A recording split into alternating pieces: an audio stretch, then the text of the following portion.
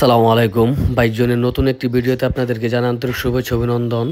তো আজকে নতুন একটি বাইকের ব্যাপারে কথা বলবো। বাইকটি 439 কিলো রানিং, 11 দিন বয়স, ইয়ামাহা সোলো 2 125।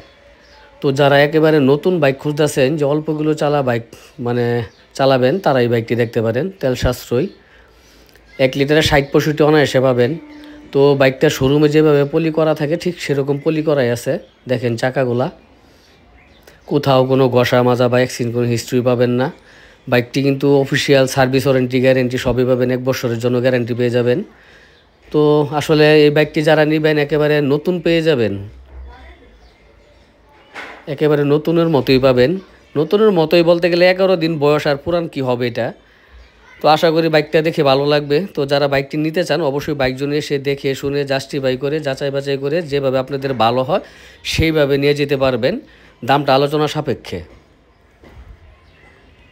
তো কালারটাও কিন্তু খুব সুন্দর একটি কালার।